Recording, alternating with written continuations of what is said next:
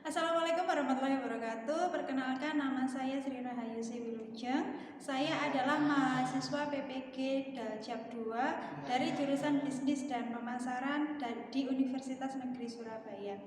Setelah ini saya akan menampilkan video pembelajaran mata pelajaran penataan produk untuk materi desain toko. Selamat menyaksikan. Assalamualaikum warahmatullahi wabarakatuh. Waalaikumsalam. Sahabat sekalian,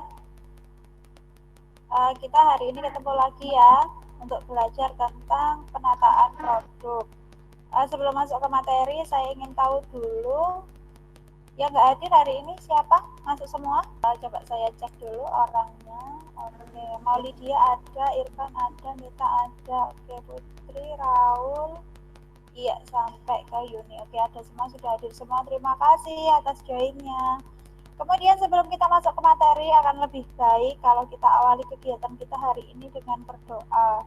Untuk Mas Irfan, minta tolong sebagai ketua kelas dipimpin berdoa dulu teman-temannya. Kita mengawali pelajaran hari ini, kita berdoa dulu. Berdoa mulai.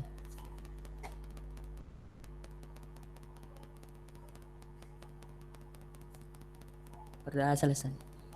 Terima kasih Mas Irfan. Oke, sebelum kita masuk materi, saya mau tanya dulu, kalian masih semangat apa enggak ini? Kira-kira masih semangat? Masih, Bu. Oke, saya ingin tahu semangatnya sejauh mana ya. Jadi saya ingin nanti ketika saya tanya kalian selamat pagi, kalian jawabnya semangat pagi sambil tangannya begini, oke?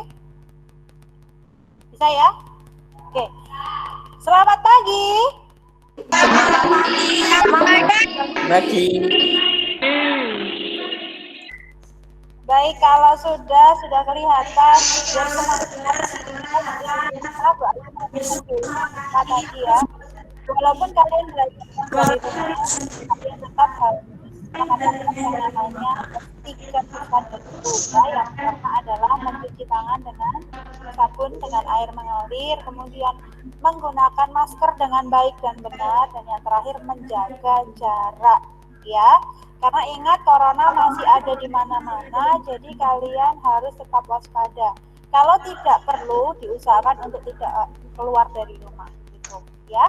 Kemudian kita coba masuk ke materinya dulu. Sebelum masuk ke materi, coba Bu Ayu pengen tahu kira-kira pembelajarannya yang kemarin apa ya, tentang apa ya?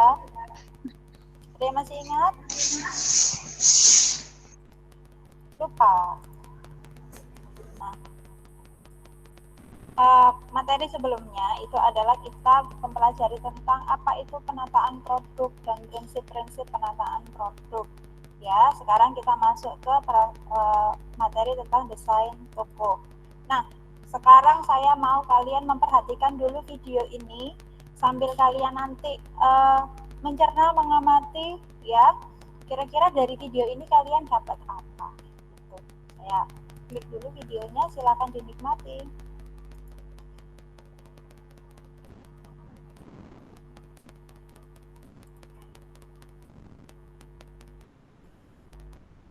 Ya, setelah melihat video ini apa yang kalian dapatkan? Yang saya lihat di sana terdapat suasana toko yang bagus dan menarik. Oke, terima kasih Nita. Selain Nita, coba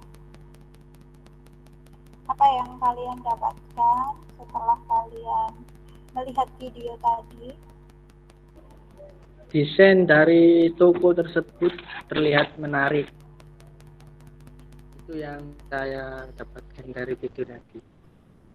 Oke, jadi dari video tadi kita bisa kita bisa memprediksi kita nanti mau belajar apa. Sebagai informasi, tadi adalah video yang diambil di Elizabeth yang ada di Bali. Jadi Elizabeth itu adalah salah satu toko fashion yang dia menjual produk-produk fashion, ada baju, ada tas, ada sepatu ya. Nah, ini konsumennya karena kebanyakan adalah perempuan, jadi desain tokonya itu dibuat secantik mungkin, semenarik mungkin. Nah, hari ini kita akan belajar tentang desain dari sebuah toko. Kemudian hari ini tujuan pembelajaran kita adalah satu, kita mendeskripsikan pengertian dari desain toko, kedua menganalisis fungsi dari desain toko, yang ketiga mendeskripsikan cara merancang desain toko, dan yang terakhir mendesain rancangan desain toko. Jadi nanti ketika kita sudah selesai pembelajaran, harapannya keempat tujuan ini bisa tercapai seperti itu. Ya. Kemudian ini kita sudah mulai masuk ke materi. Di sini ada pengertian dari desain toko.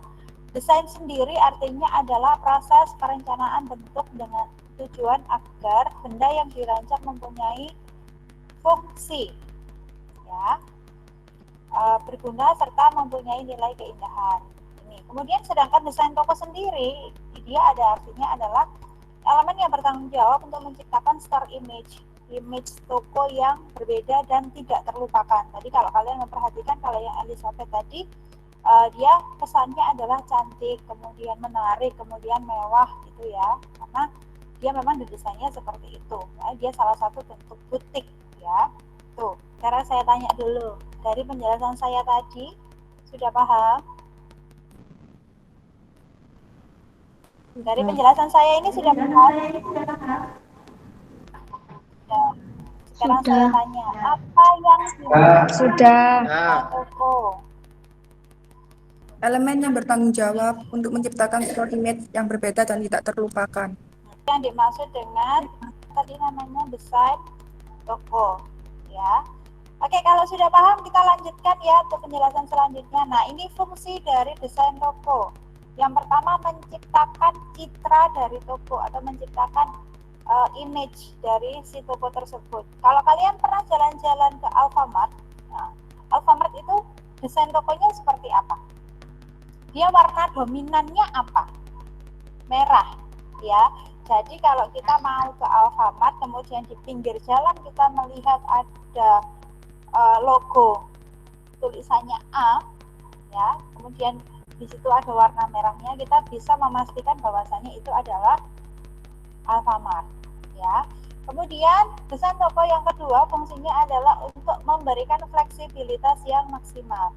Fleksibilitas berasal dari kata fleksibel yang artinya memudahkan pergerakan. Nah, ketika kita mendesain sebuah toko, toko tersebut harus memudahkan pergerakan baik bagi si pekerjanya, pramuniaganya, atau si konsumennya. Jangan membuat desain toko itu yang bulat-bulat. Kenapa? Karena itu nanti akan mempersulit si baik pegawai ataupun konsumen untuk, kalau konsumen kesulitannya apa? Mengambil produk misalnya. Terus kalau pegawai apa? Kesulitan untuk menata produknya, kemudian mengecek persediaan dan sebagainya, ya. Yang ketiga, fungsi dari desain toko adalah memudahkan pemeliharaan toko. Toko itu wajib dipelihara. Apanya? Yang pertama, kebersihannya. Nah, ketika nanti kalian sudah masuk ke dalam dunia kerja, ketika kamu bekerja, pertama kali yang dilakukan adalah pembersihan area toko. Ketika kita mendesain toko, diusahakan sebisa mungkin untuk proses pembersihan toko, bersih-bersih toko itu mudah. Jangan sampai nanti kalian membuat rak itu yang dempet-dempet, kemudian akhirnya tidak bisa disapu misalnya, seperti itu, ya.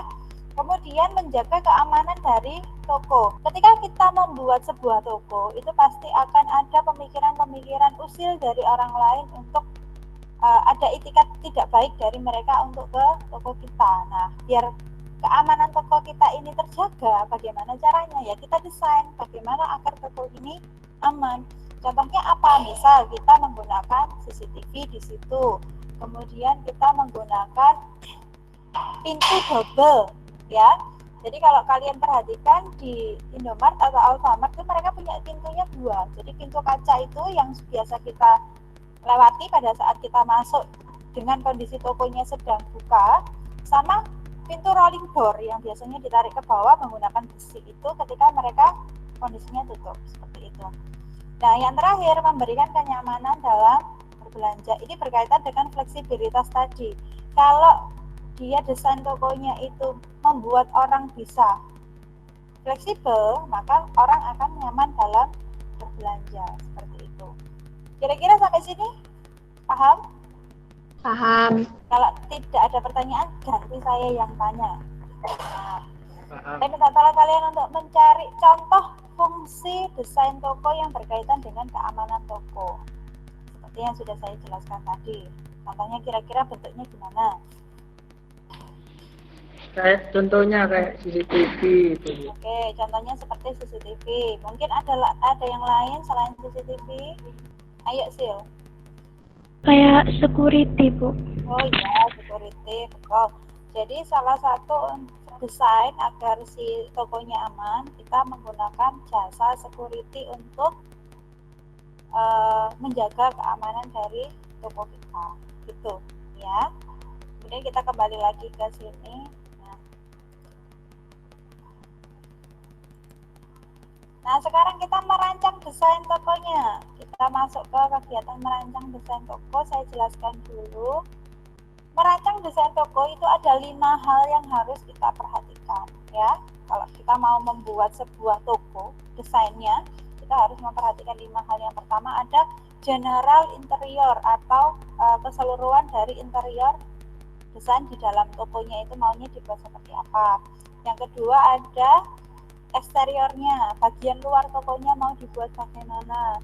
Kemudian ada tata letak atau layout dari si tokonya itu mau dibuat seperti apa, karena layout ini dia punya beberapa jenis, jadi kamu mau menerapkan layout yang mana untuk tokonya. Kemudian yang ada keempat itu pola kerja penataan si produknya mau ditatanya seperti apa, menggunakan prinsip yang bagaimana. Kemudian yang terakhir ada tipe penataan si produknya itu. Nah, tipe penataan produk ini ada macam-macam, ada banyak sekali. Nanti kalian bisa memilih. Biasanya dalam satu toko mereka bisa mengaplikasikan lebih dari satu cara penataan produk gitu. Kita masuk ke general interiornya. Nah, ini general interior itu ada 9 hal yang harus kita perhatikan. Yang pertama mulai dari memilih lantai. Kenapa sih Bu lantai kok harus diperhatikan? Iya, karena kan lantai ini adalah pijakan yang nantinya kita gunakan. Dan ini berkaitan biasanya dengan produk, baik itu displaynya, kemudian distribusi produknya dari gudang ke toko, balik lagi dari toko ke gudang.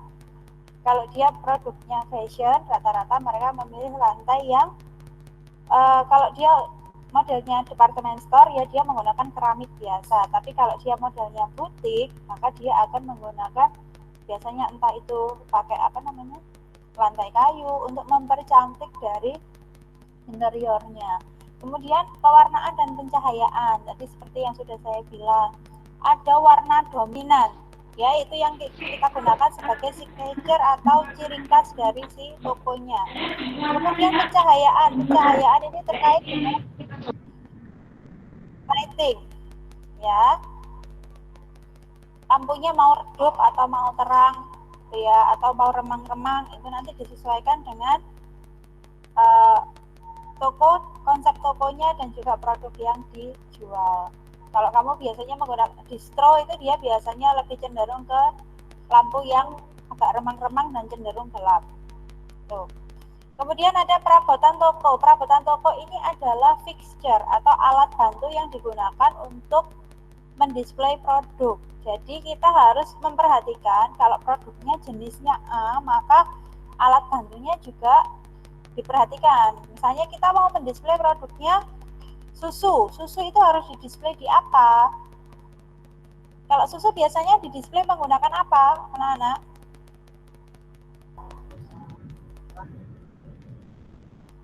Kalau rak atau gondola kan dia tidak bisa menjaga suhunya. Yang lebih baik kalau kita menggunakan, kalau kita mau mendisplay susu berarti kita harus menggunakan apa? Showcase. Ya, showcase boleh. Kenapa? Karena showcase ini bisa menjaga dari si suhu dari si susu itu tadi. Kemudian suhu udara, kita harus perhatikan juga produknya. Kalau kita menjual produk-produk yang kemasan, mungkin suhu udara yang diperhatikan hanya untuk orang yang ada di dalamnya. Jadi AC-nya butuh berapa. ya. Nah, kalau kita menjualnya produk fresh akan ada yang lebih diperhatikan lagi, yaitu untuk perabotan tokonya tadi suhunya harus dijaga betul, jangan sampai produknya cair atau leleh ya. Kemudian jarak antara ini harus kita sesuaikan. Diusahakan jaraknya jangan terlalu dekat dan jangan terlalu jauh. Jadi kalau kalian mau mendesain sebuah toko, usahakan jarak antara itu masih terjangkau oleh tangan. Jadi ketika kita merentangkan kedua tangan, itu nanti akan terjangkau produknya ya. Kemudian karyawan, kita harus memilih karyawan yang bersedia untuk bekerja dengan baik ya. Jangan cari karyawan yang malas-malesan. Kenapa? Karena karyawan di sini adalah ujung tombak dari penjualan. Kalau karyawannya tidak ramah, kemudian karyawannya tidak mau mengecek persediaan, lupa mengambil harga yang sudah berubah, itu nanti akan menjadi masalah ya. Kemudian variasi produknya itu nanti kita variasikan sesuai dengan kebutuhan dari konsumen target kita. Harganya juga diperhatikan, menyesuaikan. Dan yang terakhir dan yang paling penting dalam general interior adalah kebersihan toko ya. Kalau tokonya sudah didesain cantik, menarik, tetapi tidak bersih, ada sampah berserakan, maka orang tidak akan kembali lagi ke toko tersebut. Makanya biasanya di dalam satu toko mereka punya SOP, tidak boleh ada tempat sampah di dalam area toko. Tujuannya untuk apa? Menjaga kebersihan dari toko tersebut. Kemudian eksterior, ada bagian muka dari toko atau frontnya. Jadi kalau kalian masuk ke Alfamart, Indomart, Giant, yang kalian lihat pertama kali itu akan memberikan kesan ya. Kalau bagian toko, depan tokonya itu cantik, menarik, bagus, maka itu nanti akan menimbulkan kesan yang baik kepada kita ya. Kemudian kedua ada simbol. Simbol ini adalah mark ya. Tadi yang saya bilang dia punya simbol tertentu atau logo tertentu yang digunakan di depan toko. Biasanya digunakan untuk memberitahu orang-orang ketika kita mau masuk ke situ. Oh, ini toko A, oh ini toko B gitu. Kemudian ada pintu masuk. Nah, di pintu masuk ini dia biasanya juga memberikan perhatian khusus ya. Di dalam pintu masuk itu dia selain ada tulisan tarik dan dorong, itu dia juga biasanya memunculkan nama dari tokonya, kemudian icon dari tokonya. Kemudian kalau ada promo biasanya juga dimunculkan di situ. Nah, ini kemudian ada tata letak atau layout. Ada 4 jenis layout. Ada yang grid, ini yang biasa digunakan di toko convenient ya. Kalau kalian masuk ke dalam Alfamart atau Indomart kemudian melihat letak raknya itu lurus-lurus semua, ada yang horizontal, ada yang dari pintu masuk itu lurus dengan pintu masuk, ada yang dia modelnya miring ya, itu tapi dia tetap lurus jalannya, maka dia masuk ke sini. Kemudian ada alur bebas ya, alur bebas atau curving. Ini biasa digunakan untuk toko fashion yang modelnya department store. Jadi kalau kalian masuk ke Matahari atau mungkin masuk ke Ramayana, biasa yang kalian temukan seperti ini. Jadi masuknya bebas, mau dari pintu mana saja bebas, dan dia untuk display produknya enggak lurus-lurus amat. Menata si produk itu dia enggak yang lurus banget, presisi gitu enggak. Jadi kita akan lebih leluasa sebagai konsumen ya, kita akan lebih leluasa untuk mengambil atau melihat-lihat produk. Nah, kemudian yang ketiga ada butik. Kalau layoutnya butik itu sangat terlihat mewah ya. Jadi dia hampir sama dengan yang alur bebas, dia tidak punya garis lurus, tetapi dia lebih tinggi levelnya dari yang alur bebas. Kalau yang tadi ini mungkin kan dia karena dia department store, jadi produknya banyak, akhirnya space untuk konsumen itu kurang. Sedangkan kalau di butik produknya cenderung sedikit tapi eksklusif ya. Akhirnya apa? Di situ akan disediakan tempat duduk, kemudian ada meja. Jadi konsumen datang ke situ itu seolah-olah tidak untuk murni berbelanja, tetapi untuk bersantai di situ bisa seperti itu. Kemudian yang terakhir ada letak arus penuntun atau guided. Nah, yang letak arus penonton itu biasanya ketika kita masuk itu sudah dikasih sign atau panduan. Jadi kalau misalnya mau beli apa nanti lewatnya ke sini gitu. Kalau misalnya mau beli misalnya saya ya mau beli susu bayi, nah itu nanti lewat alurnya kemana, dari sini ke sini gitu. Itu yang harus penonton ya. Jadi ada tulisannya, ada arah panahnya seperti itu. Kemudian pola kerja penataan produk kita punya 3, ada visual impact, ada visual balance, dan product facing. Untuk visual impact itu berkaitan dengan kerapian penataan produk ya, karena yang menghasilkan imbas yang bagus dan terlihat menarik ya, itu visual impact. Kemudian ada visual balance. Kalau visual balance itu menyeimbangkan penglihatan secara visual, jadi antara si produk dan latar belakang produknya ini tidak terlalu berbeda. Jadi intinya begini, kalau untuk visual balance itu ketika produknya itu memiliki warna yang dominan, misalnya warnanya hijau gitu ya, berarti dia latar belakangnya harus memunculkan warna hijau ini jangan sampai tenggelam. Jadi belakangnya bisa warna putih, bisa warna hijau muda dan sebagainya. Yang penting produknya ini tidak termakan oleh si backgroundnya. Kemudian yang terakhir ada product facing. Kalau product facing itu artinya adalah dia produk ini ditata harus menghadap ke arah konsumen. Jadi tidak boleh ketika nanti kalian menata produk itu produknya terbalik dan sebagainya, itu tidak boleh ya. Tuh. Nah ini ada tipe-tipe penataan produk. Saya jelaskan sebagian saja karena sebenarnya di handout kalian juga sudah ada, sudah jelas di situ. Jadi untuk tipe penataan produk yang mungkin paling sering digunakan untuk desain toko ya, itu yang paling sering digunakan adalah showcase. Kalau showcase itu berarti dia diletakkan di sebuah tempat.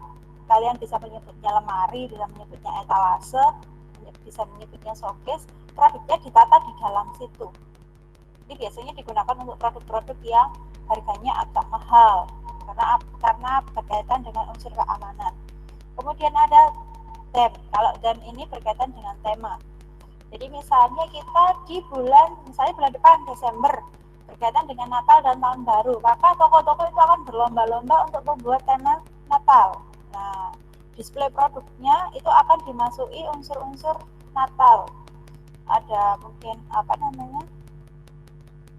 Santa Claus, kemudian ada unsur warna merah, warna hijau yang berkaitan dengan Natal gitu ya. Kemudian ada floor display. Kalau floor display itu dia meletakkan produk di atas lantai, tidak menggunakan alat bantu lain. Tetapi di sini ada prinsip-prinsipnya, bisa kalian baca di handoutnya. Tidak boleh tingginya lebih dari 1 meter ya untuk floor display. Terus yang ditata di situ juga produk-produk tertentu, tidak semua produk bisa di-floorkan. Kemudian ada wall. Kalau wall itu berarti dinding, berarti produk yang di-display di dinding. Kemudian ada merchandising mix. Ini yang paling sering ditemukan di toko retail yang convenient. Merchandise mix itu dia menggabungkan beberapa produk yang mereka memiliki hubungan. Kalau kalian masuk ke Alfamart atau Indomart, biasanya di sebelah kasir itu kan ada roti ya. Nah roti itu dicampur penataannya dengan selai, kemudian meses, kemudian margarin. Kenapa? Karena mereka ada satu kesatuan, mereka disebut sebagai produk breakfast. Tuh. Bu, saya mau tanya, Bu.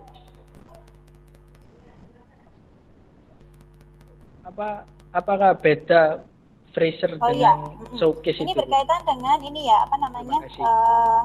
perabotan toko ya. Oke, saya jelaskan dulu. Kalau untuk freezer, mungkin sebelum saya jelaskan, ada yang mau membantu saya untuk menjawab pertanyaan dari Raul? Bedanya showcase dengan freezer. Mungkin ada yang mau menjawab?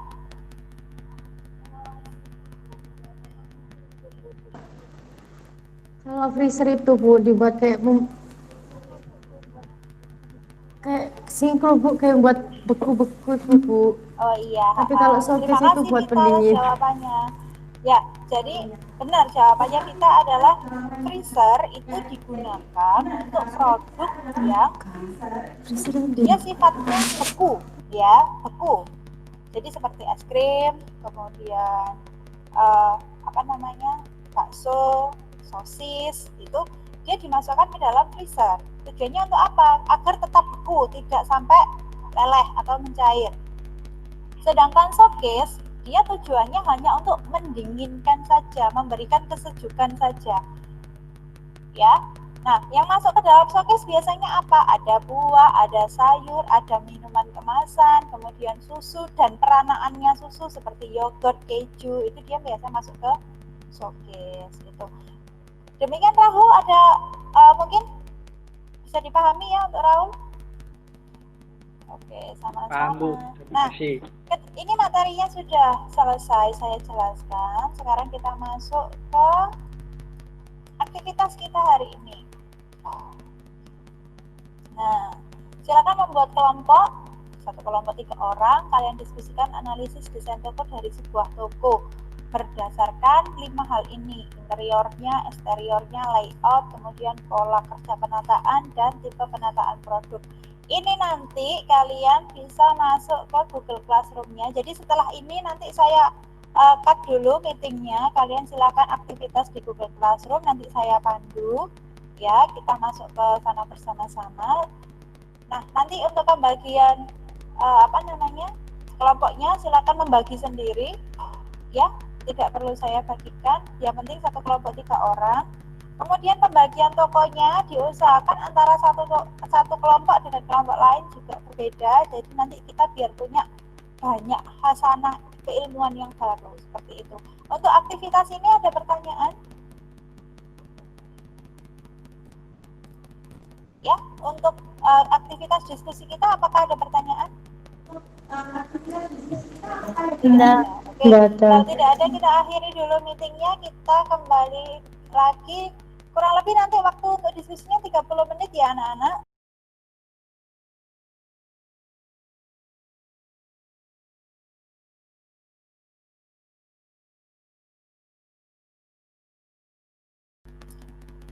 Oke anak-anakku sekalian, selamat datang kembali di Google Meet kita. Saat ini setelah kalian tadi berdiskusi, bagaimana diskusinya, seru? Ya. Seru. Iya. Mendapat banyak pandangan baru ya. Oke, kalau sudah diskusi kemudian sudah mendapatkan kesimpulan, minta tolong satu kelompok dulu untuk menjelaskan hasil kesimpulan dari diskusinya tadi. Bisa siapa yang mau duluan?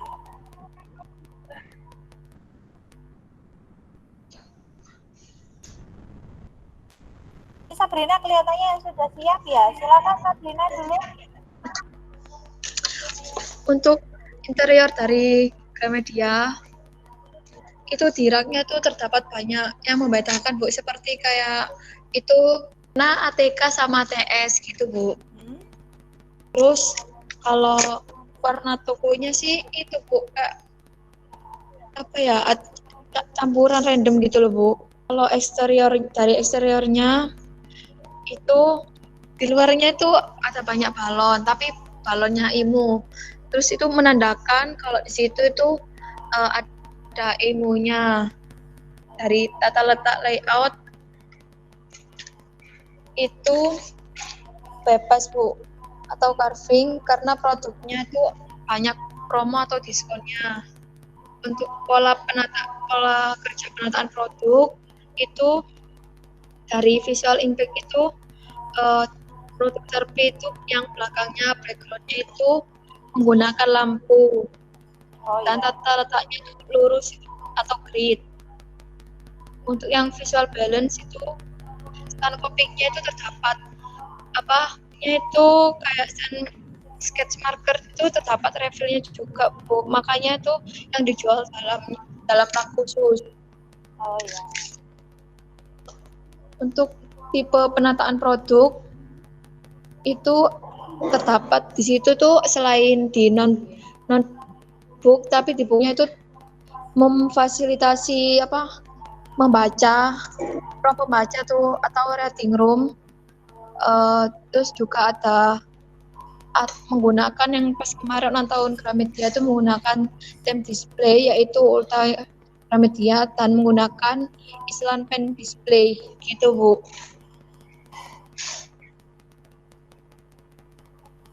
Sudah Sabrina? Sudah. Iya. Terima kasih untuk Sabrina. Mungkin Sama-sama. dari kelompok lain ada yang mau menanggapi? Tidak ada yang menanggapi. Oke, baik. Kalau tidak ada yang menanggapi untuk Sabrina, mungkin nanti akan saya tanggapi di akhir, ya. Kelompok yang lain yang mau mempresentasikan hasil diskusinya, silahkan.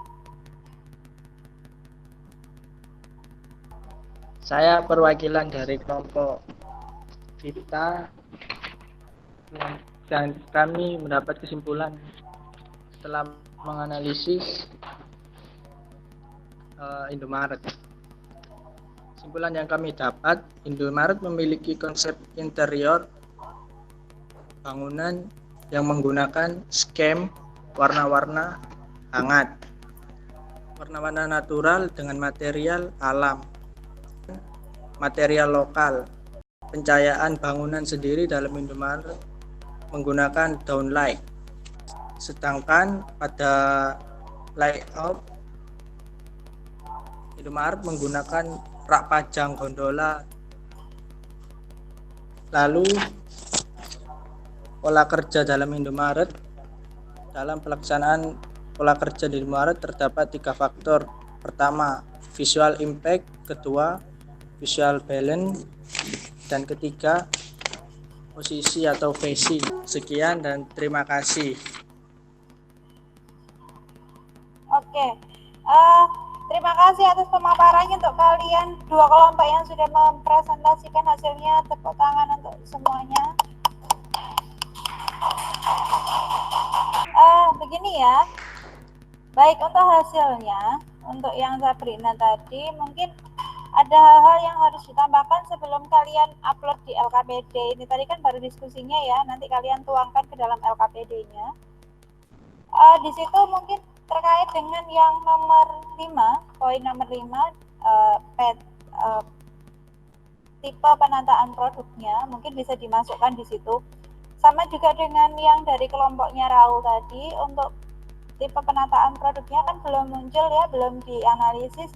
Jadi di Indomaret itu dia menggunakan tipe penataan produk yang seperti apa? Apakah dia pakai sampling, apakah dia pakai cut case, atau dia pakai theme display. Untuk yang di Sabrina tadi sudah ada untuk theme display-nya pada saat ulang tahunnya Gramedia, tapi saya yakin tidak hanya itu yang digunakan. Jadi mungkin untuk kelompok lain juga untuk hasilnya mungkin bisa diperbaiki lagi sebelum diunggah di LKPD. Seperti itu, ya. Terima kasih untuk kesimpulan dari diskusinya. Ya. Kemudian nanti kalian setelah selesai aktivitas ini kalian bisa masuk lagi di evaluasi. Kalian bisa buka Google Classroom-nya, dikerjakan di situ. Nanti akan ada linknya karena dia sifatnya kuis, maka langsung akan muncul nilainya. Ya, linknya sudah ada di Google Classroom seperti itu. Kemudian selain evaluasi, kalian juga harus mengumpulkan LKPD yang ini sifatnya tugasnya individu. Nah, LKPD ini dia tugas kalian adalah membuat rancangan desain toko dengan memperhatikan prinsip-prinsip desain, ya, dan memasukkan unsur ada food, drink, fresh, dan kosmetik di situ.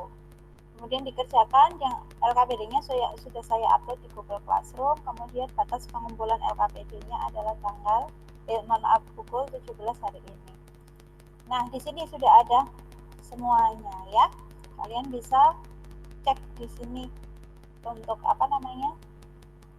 evaluasinya. Nanti silakan klik. Kemudian untuk LKPD-nya kan tadi sudah diunduh ya, yang untuk tugas mandiri bisa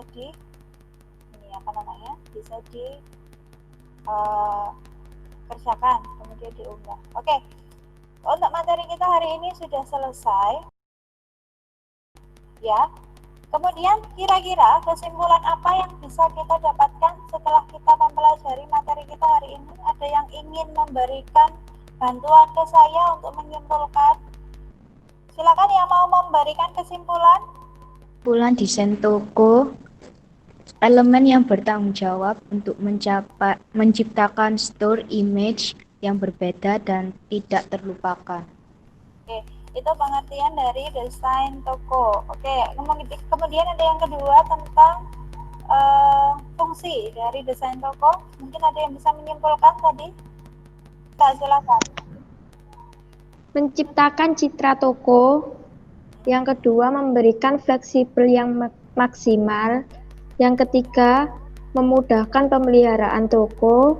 Keempat, menjaga keamanan toko. Dan kelima, memberikan kenyamanan dalam berbelanja.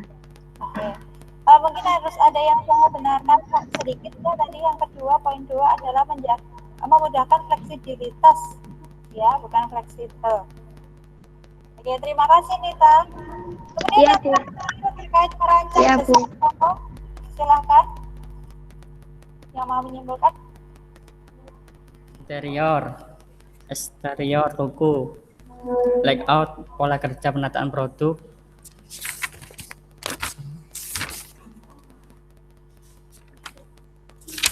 tip penataan produk. Oke, berarti ada 5. Baik, untuk hari ini kesimpulannya adalah satu, pengertian dari desain toko itu elemen yang dia bertanggung jawab terhadap store image, ya, agar tokonya itu memiliki kesan yang tidak terlupakan. Kemudian kedua, ada fungsi dari desain toko. Ada 5 hal tadi yang sudah disampaikan oleh Nita. Kemudian yang terakhir adalah merancang desain toko. Ya, ada 5 hal juga. Jadi ada interior, eksterior, kemudian layout, pola penataan kerja dari tokonya. Yang terakhir adalah tipe penataan produknya. Baik anak-anakku, dengan kesimpulannya sudah kita dapatkan untuk pembelajaran kita hari ini. Bagaimana pembelajaran kita hari ini? Seru. Terima kasih. Ya, untuk pembelajaran minggu depan, pertemuan selanjutnya kita akan membahas tentang suasana toko, ya. Jadi kalau tokonya ini sudah didesain, bagaimana suasananya nanti akan seperti apa, itu kita bahas minggu depan. Kemudian jangan lupa nanti LKPD dan evaluasinya dikerjakan, dikumpulkan sesuai dengan jatuh tempo yang ada di Google Classroom, ya.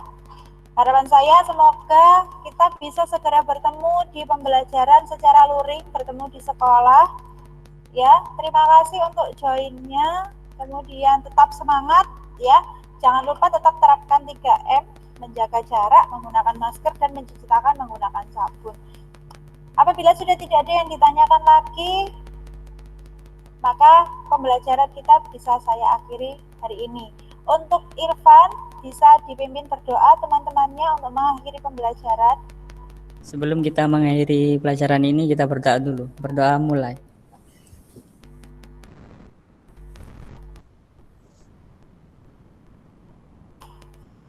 Berdoa selesai. Oke, terima kasih atas joinnya hari ini.